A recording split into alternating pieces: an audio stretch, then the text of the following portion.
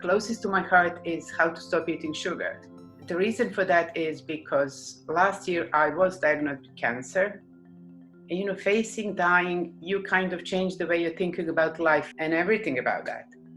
And honestly now, what I want more than anything is to make people aware that stopping to eat sugar could really significantly improve your health and reduce risks of getting cancer like I did, or heart disease, or so many different things. And I just see over and over again that people are asking me, what about eating sugar in moderation?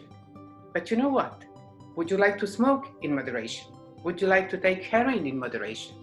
Sugar kills you, that's it. And there is nothing good about it. But that doesn't mean that you're never going to eat a dessert again.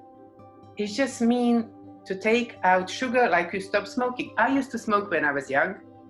I didn't know enough and I smoked, but I stopped. I stopped eating sugar as well.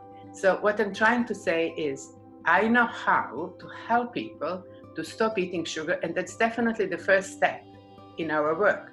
And it's not about you're controlling yourself not to eat it. When we go through the process, it's about you don't want to eat it. You just don't want. And that's the whole point. You know how body feels when you eat something that is not good for you, and so you don't do that.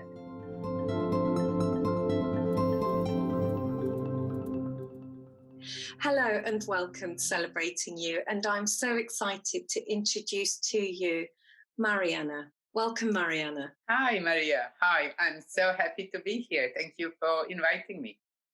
I'm so excited to hear from you. What you have to say is amazing, because I am receiving myself the work that you do. So I'm so excited to hear from you directly. Tell me what you do and tell me why you do what you do. I help people to change their relationship with food. So to go from unhealthy to healthy relationship with food, to stop being obsessed about what to eat, how much to eat, when to eat.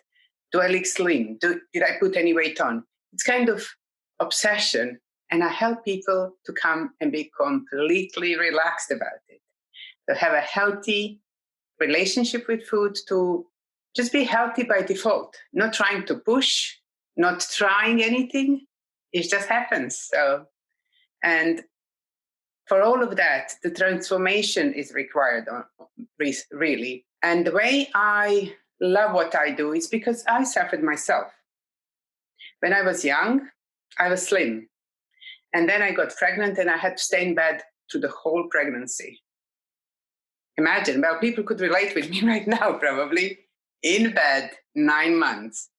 So my strategy to survive all of that is eating. And I was thinking, who cares? I'll deal with that when I have my baby.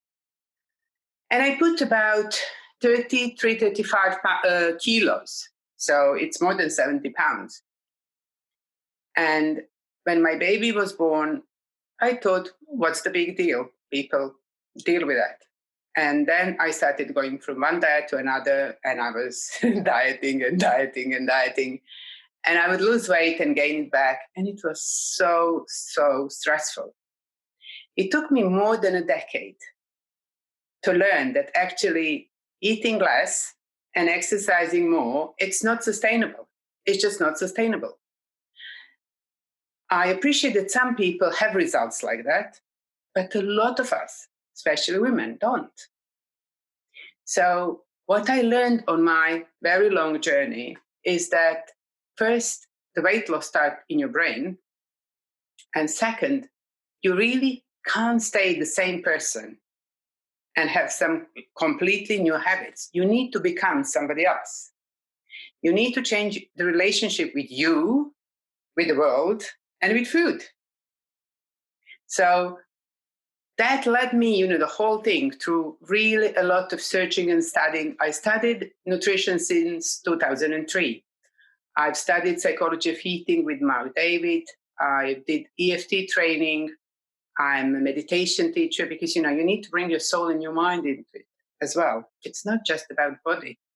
Definitely not. So through the whole that journey, I developed a system that now I know it works. So it's basically based on 3 pillars. One, it's nutrition, but I think it's supposed to be personalized nutrition.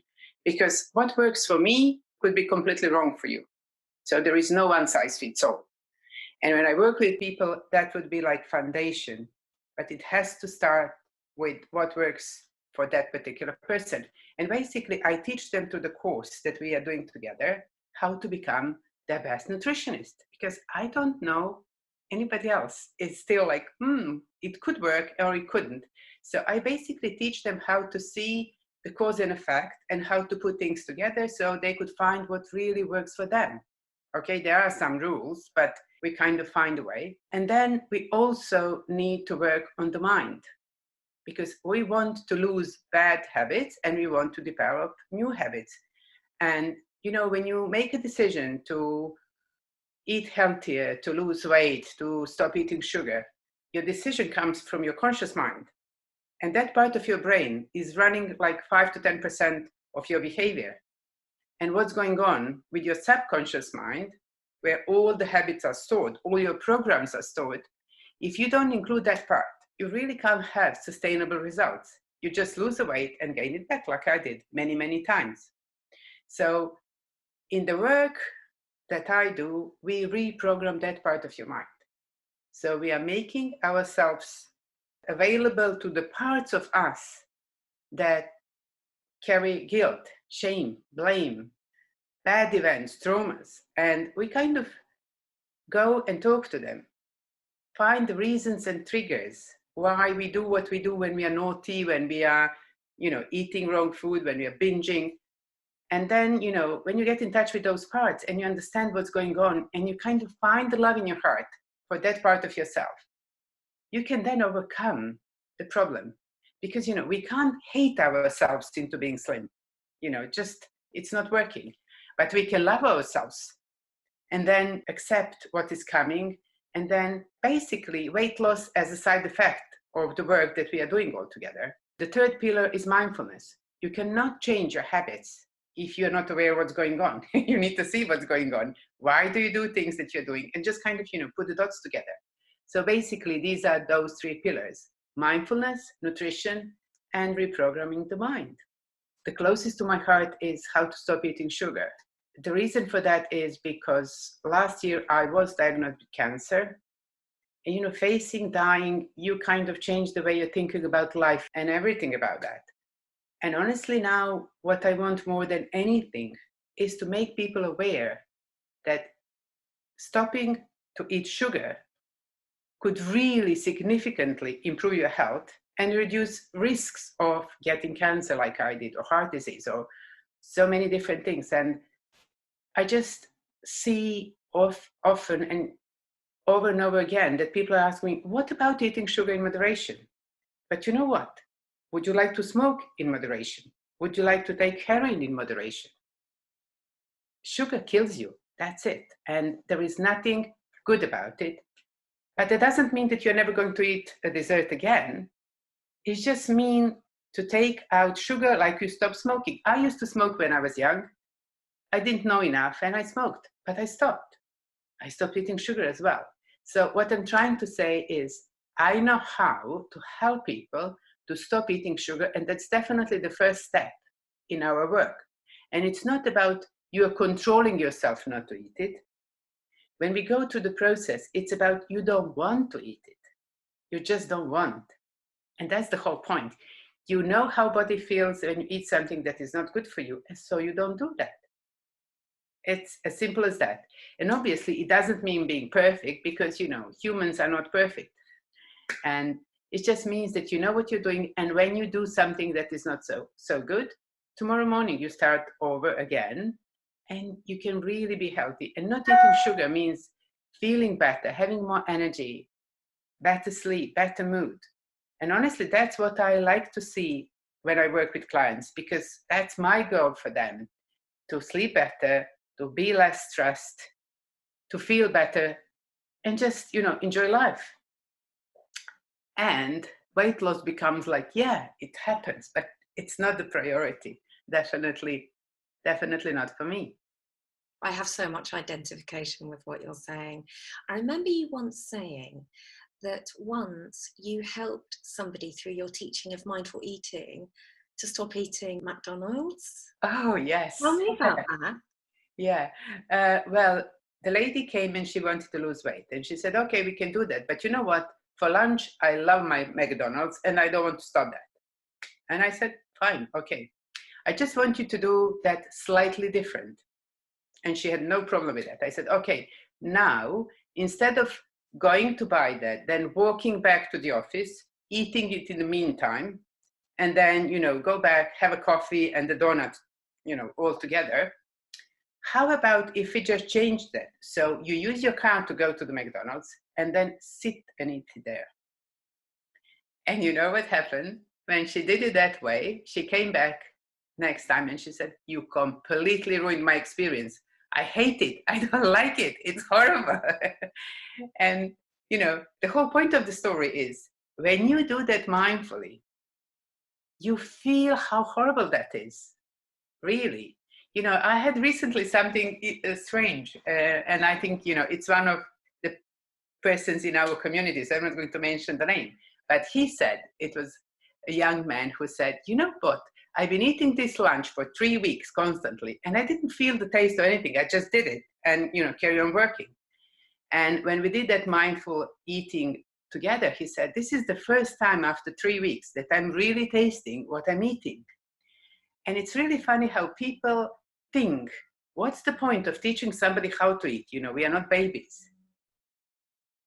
But what we normally do, we read, use our phone, we read emails, usually how the lunch look like, or evening, you just look at your TV, you watch the program, whatever you like, and sitting on your sofa and eating. So your brain doesn't have a clue that you're eating, your brain is with your screen.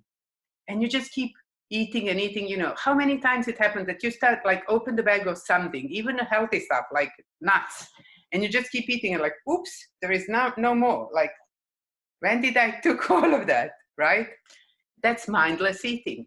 And if you just swap that from mindless to mindful, you start connecting with the body and you can just see what is really good for the body and what's really not good. And it's not that hard to then stop things that are really not good for you. Obviously, that's not the only tool, but it's a good start. When you said that, something deep inside me heard, I can eat what my body needs. And if I can find a way of doing that, I'm sure that that's the way. I'm sure that that's right. And actually it is. It is. And it's given me freedom. That's exactly the word that is so important. You want to achieve freedom. You don't want to eat, what you should be eating. Should is not part of that, because your brain, center in your brain that is actually helping you to stop when it's time to stop, to eat when you're hungry, is part of that you should trust. You shouldn't use this part of the brain that is for creative thinking, writing, and doing lovely stuff like that, to use to say I actually should have a smaller plate. I don't like that. It doesn't really make much sense, because it's not about what you should be doing. It's about hearing when the body says enough and stop. And also to hear, for example, you want to drink and you are okay maybe with 1 glass, but then you go and have 5 because you just keep drinking without thinking, because you're talking and drinking and whatever. I could just mention another lady. She had a problem with wine more than with food. What she was normally doing, she would cook the dinner and probably drink 2 or 3 glasses while she's just moving and cooking. As the first step, I said, I'm not telling you not to drink, but drink only when you're sitting and enjoy every single sip. And you know what? Within a week, she went from a bottle to a glass with no problem.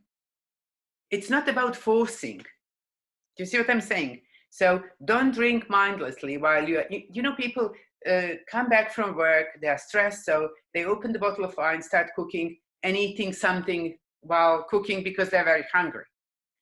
And you do so much of that you have actually no idea how much you put in your body. And actually you don't count that, because, if I ask them, because I ask people to tell me what they eat, they don't count that as a food, right? But if we say, no, eat only when you're sitting, and then enjoy completely. it's such a lovely experience. You love it, you enjoy your food, and you have no reason to eat too much. It's really simple. Thing is, it's simple, but obviously because I know many people, if I've had difficulty with that relationship all of my life, it really is about creating a new pathway. And for me, one of the biggest massive gifts that I've had from your process is this thing that you teach to don't wait until you're really hungry or starving to eat when you're just hungry. Like, again, this is totally the different thinking from dieting, which is Absolutely eat as little as possible, and so much fear with food, yeah? But just eat when you feel a bit hungry. Don't wait till you're too hungry. For me, that's been a huge one. Yes, yeah. It's, you see, when you wait too long, you come into starvation mode, and then your body wants to make you to eat, because body's thinking, who knows when I'm going to get this food again? She's not giving me that food. So let's use the moment and just keep eating quite fast, a lot, because, you know, you can't really sit and enjoy, because you are already, your blood sugar level is probably very low. You are shaking inside, and it's kind of like, oh, that feeling of, you know, I need food. But if you eat not when you're not hungry, but when you're hungry reasonably, then you can sit, enjoy, have a lovely meal, and body doesn't have that switch like, oh, I need to put more, because who knows when is she going to give me that food again. It's just nice and good feeling, right? And also when you combine macronutrients in a certain way, meaning fat, in this society when it's so obsessed about fat is bad, fat makes us fat, you know, that's all wrong. And when you kind of, you know, put that in a different content and eat more healthy fat, weight loss, it's not that hard, but it's about changing stuff and understanding what is going on. Also, probably what I would really like to mention, which is very, very common, a lot of professional women are not sleeping enough. And when you don't sleep enough, you have to eat more than you need. And because your brain doesn't have enough energy and it wants fast energy. So it makes you crave sugar and carbohydrates that are going to bring you, you know, that sugar level higher because you're tired. So if that is the person who is listening, for example, now, she should start sleeping more before thinking about any changes about food, because sleeping is an issue for her. Do you see what I'm saying? It's just so important. And sometimes people are really kind of like, I came here to lose weight. Why are you talking about sleeping? We are deprived when we don't sleep enough. So we need to deal with that. That's one thing. Second, stress. Stress is a big thing. We need to find ways to relax, to have time for ourselves, to respect us and enjoy life. And then again, it becomes easier. You know, it's really interesting. My teacher, Mark David, I mentioned him before, he said that our relationship with food is actually manifestation of our relationship with life. It's like metaphor of our relationship with life. So basically, whenever we do something that is not healthy for us, there is a reason behind it. Also, something that I would like to mention that I see over and over again, I would talk to women like, and she would say, oh, I know what I should be eating. I'm just so busy now, I can't do that. But the question is, why you are not doing it if you know what you need to be doing, right? It's just that kind of avoiding to face what's really going on, what's behind your behavior. So many of ladies who come to work with me, they eat healthy and they go and binge. So really going from one extreme to another, and they control portions, eating small, exercising like crazy, and then just go into the opposite. Why? Because that's actually like the other side of that kind of behavior. It's not that there is something wrong with them. It's just they go with extremes. In the approach that I teach people is small steps. You do one, you feel comfortable about that, and then you can move further. Because if you can't stay on that plan, you're just going, you know, you're torturing yourself for no reason. But if you teach, if I teach you something, you feel, yeah, that's not a big deal. Okay, so we can go further. And then you feel, oh, I'm comfortable here. We can go further.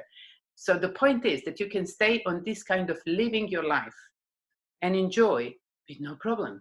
Then you can have sustainable results, right? Makes sense. You've just reminded me of a session that I had with you recently. Exactly sat here where I am on my desk, and I had my lunch and I had to eat together with you. And I found that really scary, actually, to be watched eating. I thought it was almost like being witnessed doing that thing that I find difficult. And then the key thing that you said was, we went through all of the mindfulness things, and then you said, and enjoy your meal. Now just really enjoy your meal. And it was like, what? Like, it was like, la moment. And I thought, you mean I get to enjoy my food? It honestly was such a huge turnaround for me.